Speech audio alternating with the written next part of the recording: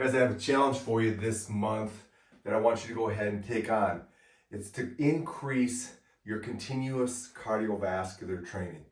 Over the past 2 months, I've challenged myself to go increase my continuous cardiovascular training, where I'm going ahead and training in a zone 2 level on a consistent basis. I actually increased it by approximately 30 to 40% each week.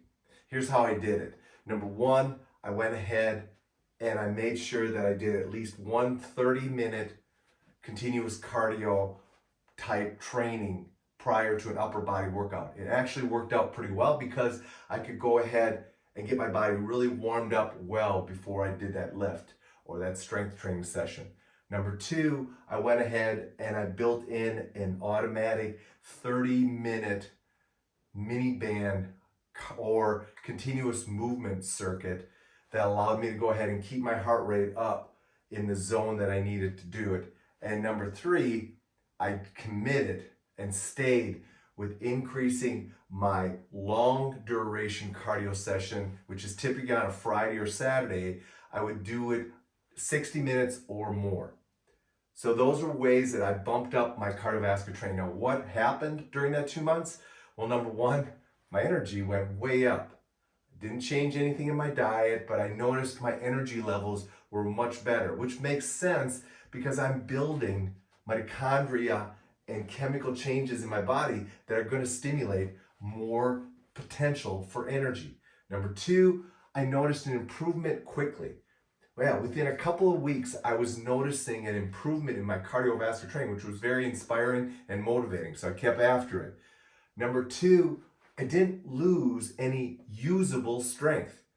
Now, I can qualify that as usable strength. If you're trying to max out on a regular basis, yes, I think you're going to lose some top-end strength. But I didn't lose any usable strength. And I thought that was very interesting because most people, when they bump up their cardiovascular training, they think they're going to lose their strength. I didn't see that, and I don't think you will as well. And number four, my recovery was fast when it came to my post-cardiovascular training. I didn't notice a long duration of recovery. I did get a little bit more increased joint stiffness the day of, especially if I did more of a treadmill workout versus an elliptical workout. But outside of that, I recovered pretty quickly, and the next day when I woke up, none of that soreness was available. So I'm pretty sure that from a recovery standpoint, cardiovascular training is not going to impact you that significantly. So here's my challenge to you this month. Take some time to bump up your cardiovascular training, 10%, 20%.